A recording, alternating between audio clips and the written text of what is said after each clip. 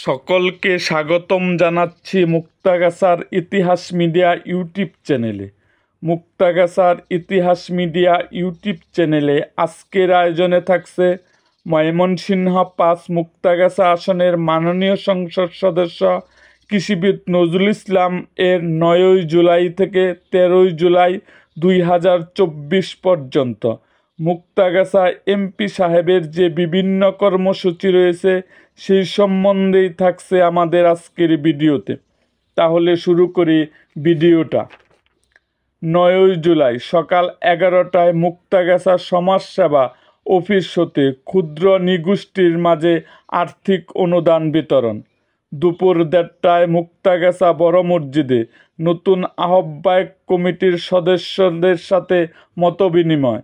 বিকাল ৩টায় জাতির পিতা বঙ্গবন্ধু শেখ মুজিবুর রহমান জাতীয় গোল্ড কাপ ফুটবল টুর্নামেন্ট ২০২৪-এর ফাইনাল খেলা উদ্বোধন। ১০ জুলাই সকাল ১১টায় মুক্তাগাছা উপজেলা পরিষদের সকল দপ্তর প্রধান ও সকল জনপ্রতিনিধিদের সাথে বিশেষ সমন্বয় সভা। বিকাল ৩টায় মুক্তাগাছা ঢেউয়াখোলা আইমন নদীর তীরবর্তী আশ্রয়ন প্রকল্প পরিদর্শন। বিকাল ৫টায় মুক্তাগাছা উপজেলা পরিষদের নবনির্বাচিত প্রতিনিধিদের পৌর পাঠাগারে সংবর্ধনা।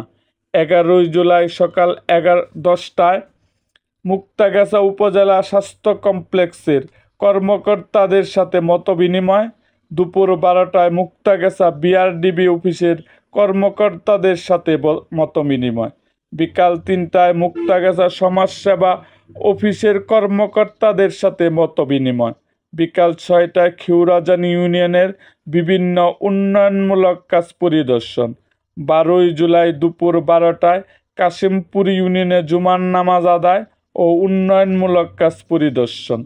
১৩ জুলাই সকাল ১১টায় বাসাটি ইউনিয়নের উন্নয়নমূলক কাজ পরিদর্শন।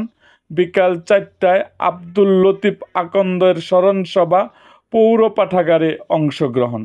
এরকম আরও ভিডিও পেতে আমাদের চ্যানেলটিকে সাবস্ক্রাইব করুন এবং পাশে থাকা বেল আইকনটি বাজিয়ে দিন।